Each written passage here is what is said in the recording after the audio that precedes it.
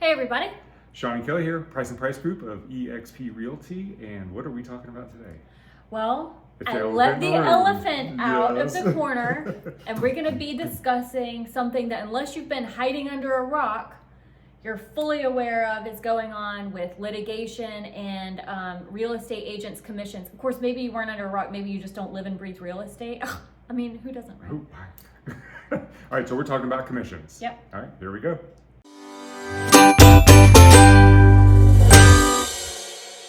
Okay, you ready for this?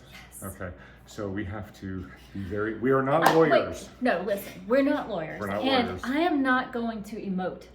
You're And not I'm gonna not, no, emote. I'm not. I'm not gonna say anything. I'm not gonna I- insinuate any be- personal I feelings. believe this will not happen. So I- far, so good. Thank you. Impressive. Okay. I All need right. to go and visit. Can I plug my dermatologist about Botox? To help you not emote. Right. Okay. All right.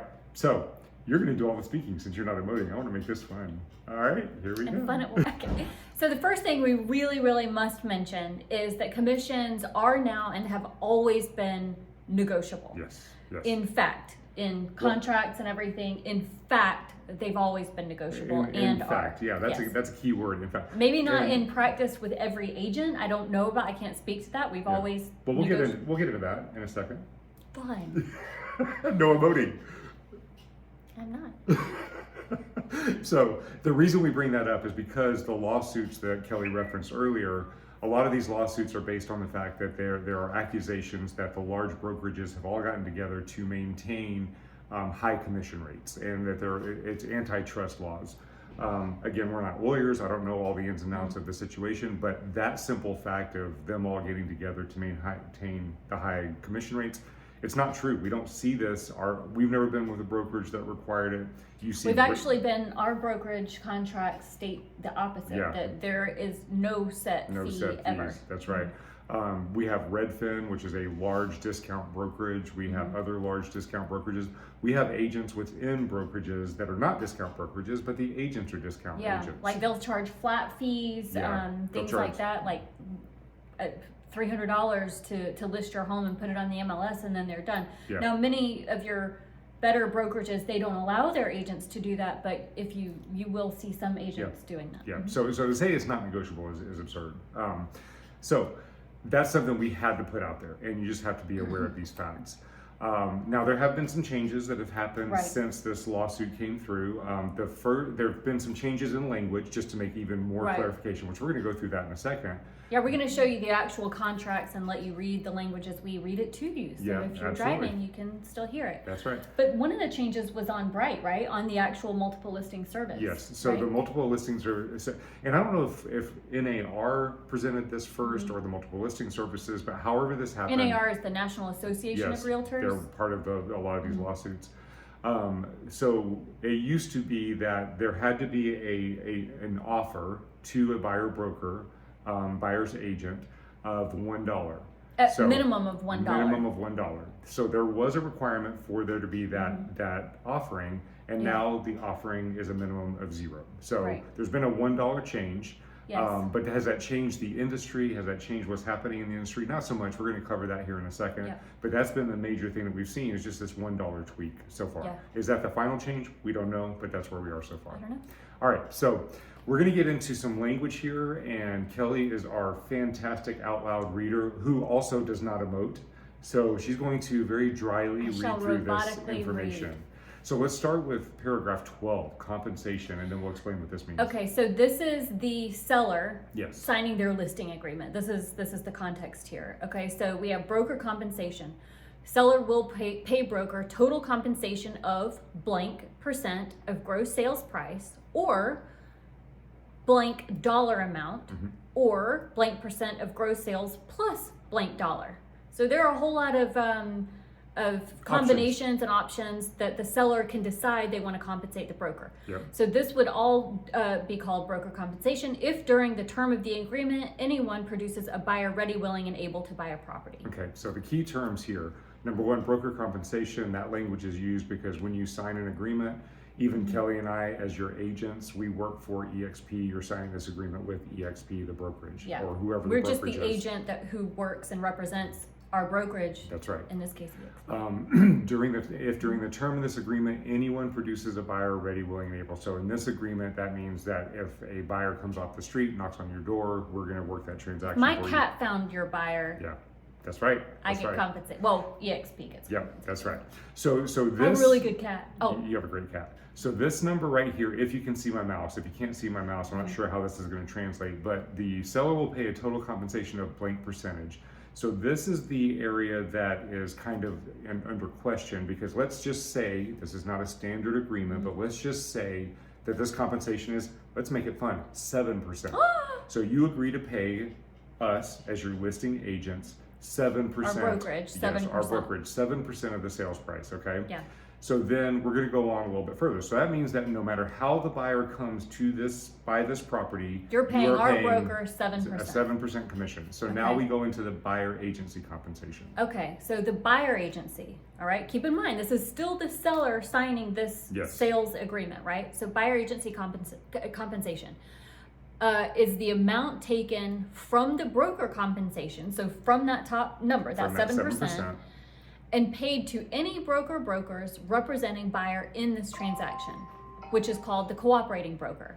The seller is aware that buyer agency compensation can be any amount.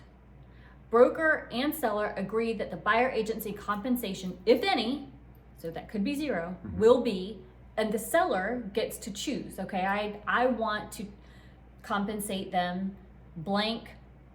Again, we're at percent of sales price or dollar or a combination thereof, right? And the key thing here is, like Kelly said, is the seller gets to choose. Now, the seller and the broker make the decision.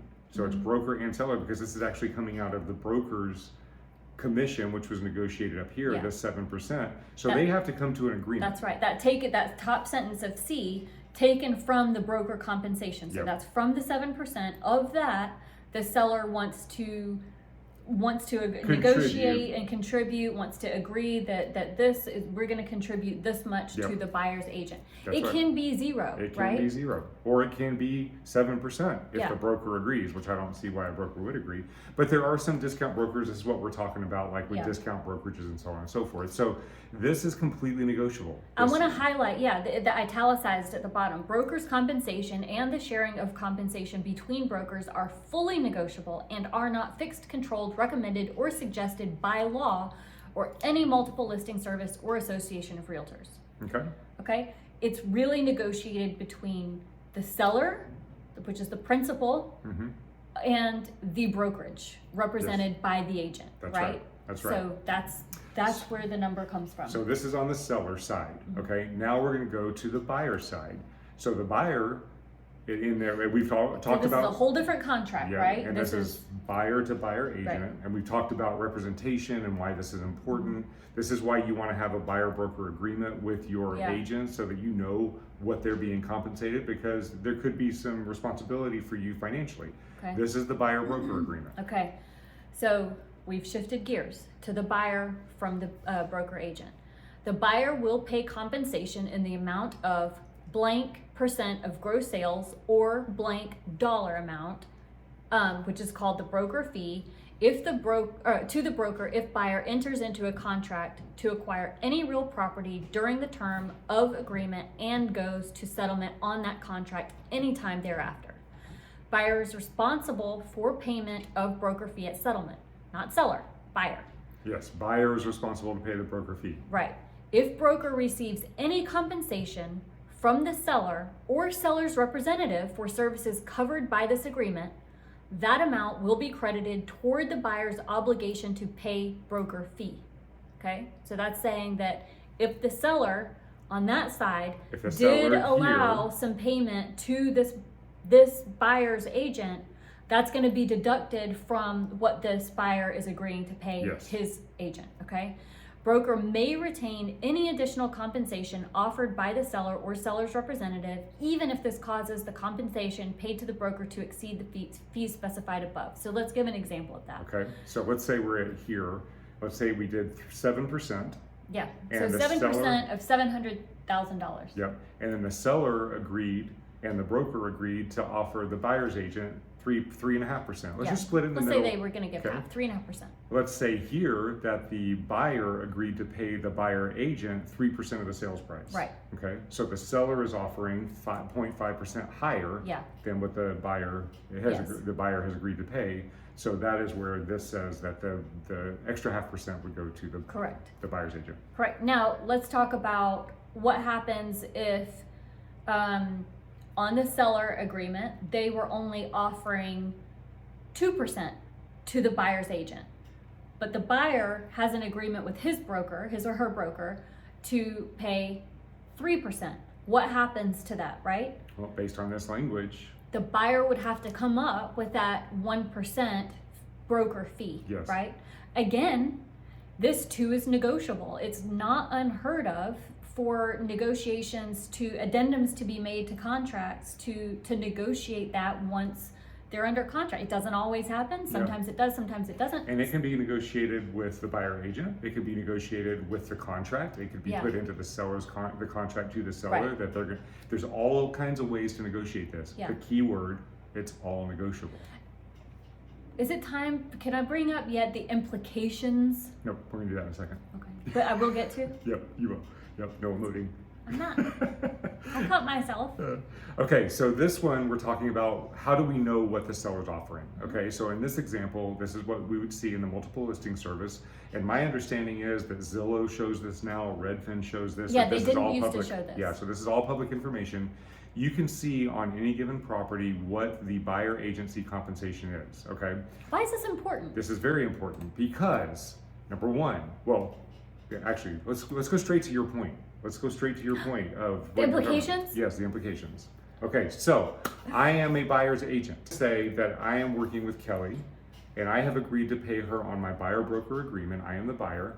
She is the buyer's agent. I've agreed to pay her 3% of the sales price. I'm worth no less than 3%. That's right. Okay. So we go and she looks in the multiple listing service at this property and she sees that the compensation is 2%. Yeah. Now What's going to happen here? What's the and implication? I'm taking you, this came in like, we're going to go see 4 properties. Mm-hmm. Hey, Sean, I just want to let you know, I've booked us. We're going to go see all these properties. They fit. I said, I just want to let you know that on this one, you're going to have to pay an extra 1% because they're not covering your full fee to me. Yeah. So you're going to have an extra 1% in closing costs Yeah. because of what the seller's offering. at that point, what do? So I, as the buyer, Look at the sales price, do some calculations. yeah, and I look at it and I say, okay, this is $700,000 house. I've got to bring an extra $7,000 to closing. I don't have $7,000, so Or will I- yes. Go I would ahead, say to sorry. Kelly, I say, well, I can't afford to pay you extra.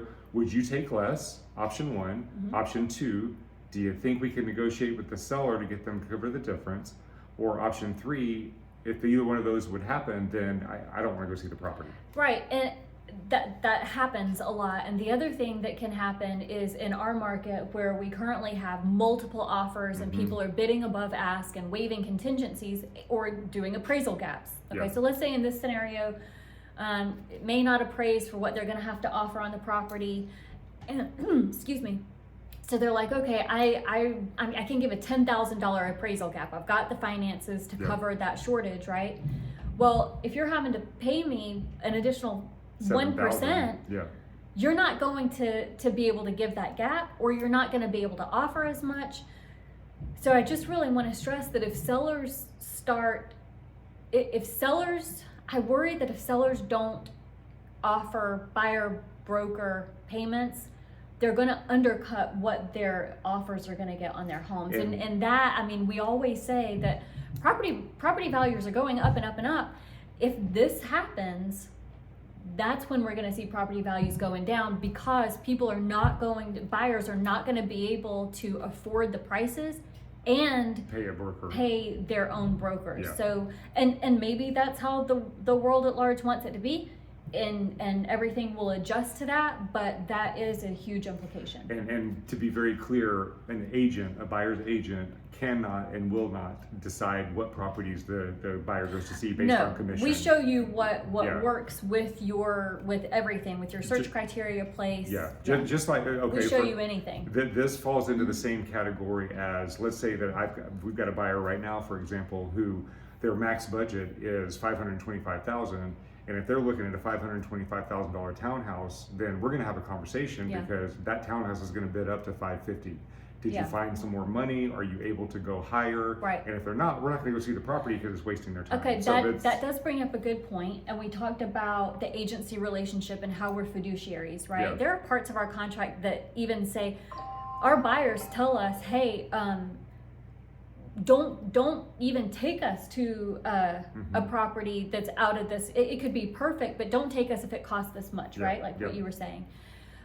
Sellers who are getting offers, they're like, don't even show us offers anything. below Or certain don't net. show us competing offers. Don't Yeah. show us until this date, right? Everything is drawn out. One concern is if buyers say, hey, agent, don't show me any search criteria where the seller isn't covering my fees because I'm not going to be able to afford Yeah. it. And in that case, it's gonna that's kind of like, you know. And that's a situation But where the buyer that- has chosen that. That's where if we have a buyer broker agreement and they tell us, I'm ordering you not to show me these, we're not allowed to show Yeah, that, yeah. right? So that's So- something too that's kind of weird. So this is kind of a conversation that is explaining everything, but also with a seller, because a lot of sellers right now are thinking, hey, I no longer have to offer buyer compensation. You never did have to offer it, Yeah. but strategically, if you want to think about it, you do need to think about the consequences of offering or not. And it's your choice. Ultimately, it's your choice. And Because the what money happens- has to come from somewhere, It does have to right? come It's from not somewhere. like I mean, real estate agents and professionals, they this is their jobs, right? Livelihood. I mean, Yeah. we can't just decide we're not going to tip the wait staff and expect them to still be there. You know, I mean, Yeah. this is Yeah. I don't know. It's Yeah. kind of. So we'll see how this plays out. I'm It's hard excited telling. to see how it Yeah. plays out. Everything needs to be perfectly fair and Yeah. for You everybody. know, an interesting point here, and Did I make it? No, I wouldn't be no, surprised. I'm bringing up a new one. I'm loading. Interesting point here is my understanding, and we weren't in real estate back then, but in the 80s and maybe 70s, buyer brokers did not exist. So there was Yeah. no buyer representation.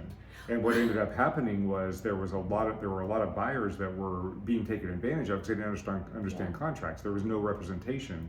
Only the seller had representation. So there was a lot of Yeah, we've legal heard issues. really bad stories. Yeah, and, so yeah. buyer brokerages, our buyer broker agreements came about because of this. And Yeah. then the buyers couldn't afford to pay the agent. The agent couldn't afford to work with a buyer if they weren't compensated fairly. Yeah. So then they had to come up with a way of how this could all work out. So this is the system they came up with.